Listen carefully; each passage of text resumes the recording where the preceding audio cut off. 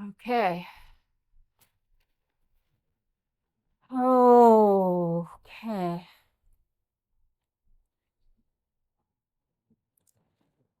So a year ago, I was in the park with Teddy, the little Cobble Hill Park right near me. We had just gotten back from a trip upstate and been hiking, and I came home and I found a whole bunch of ticks all over his face. So he had never ever, he had maybe had one or two ticks before in his life, and it was years and years ago, and never since I was using this particular kind of treatment that was all organic and whatever. Um, and he also on that trip, like, he was running all around the first day, and then the next day he just wasn't. And his belly seemed swollen to me. Just something seemed not right. So I had taken him to the vet, and she thought he was okay, but it was sort of time for blood work, so we did blood work, and um, and then 2 days later, I was in the little park, Cobble Hill Park, with Teddy, just walking him. It was like our walk, and I got a call from the vet, and it was that voice that you hear that you don't want to hear. And what she told me was that his protein levels were really, really low, and that I needed to get him to the veterinary emergency referral group, VERG, right away to do a sonogram of his belly and see what was going on. Um, I made an appointment. He got in there 2 days later. In the meanwhile, I started researching the hell out of something called protein losing enteropathy, which is what they said Teddy had. And it was, there were many different ways it could play out. If it was due to a cancer, it was not good at all. Um, if it was due, it could be due to food allergies. It could be due to other things that could be treated with steroids. And the prognosis for Yorkies that had this um, wasn't great.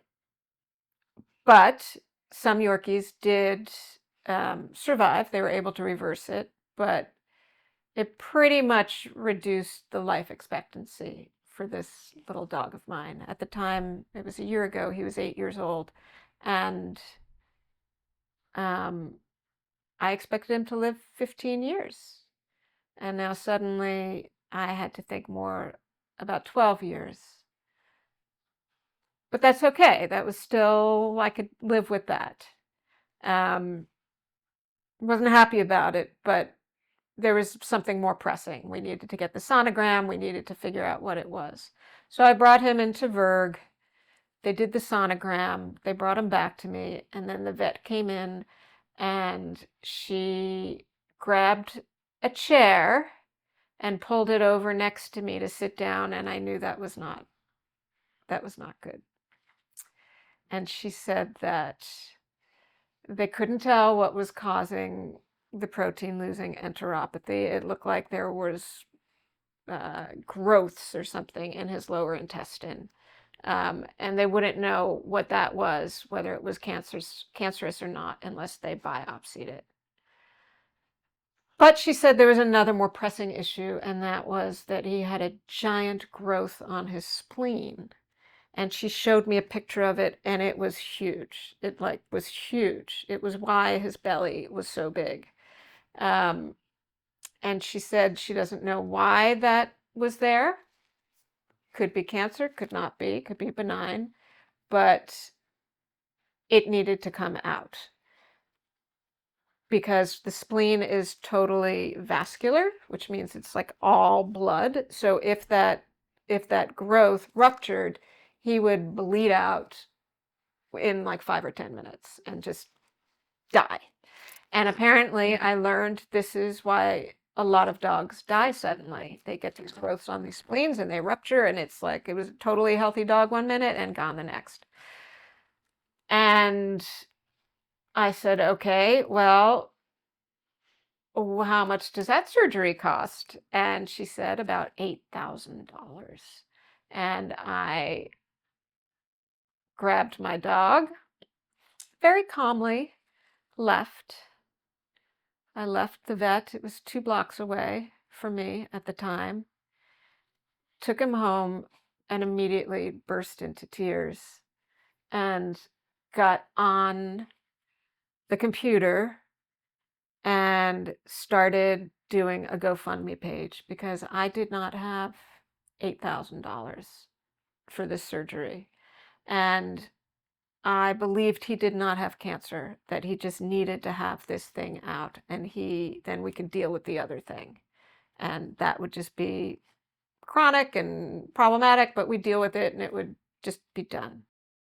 Anyway, friends, strangers, Instagram friends of Teddy, yes, he has an Instagram page, all gave in money, and I raised about $6,000, which I could live with. I could come up with the $2,000 to pay for the surgery, but they kept postponing the surgery because they wanted to bring his protein levels up by changing his diet and giving him this antibiotic, but his protein levels did not budge. And then finally they were just like, we've got to get in there and we've got to do the surgery and we've got to get him on steroids. So the week before the 4th of July, he had the surgery. It was so hard to leave him there. Oh my God. It was so scary. I was so terrified he would not survive the splenectomy. It turns out we don't need spleens. Like, they're there, they're helpful, but we don't need them. So the whole spleen had to come out. And my friend Anne came over that day, and I just was gardening like crazy on the day of the surgery. And we actually walked in front of Verg, Anne and I, and stood in front of it and said a prayer together to whichever powers that be. And a half hour later, I got a call that he came through the surgery and he was doing fine, and that they had biopsied the growths that were in his lower intestine, and they would have those results in a few days.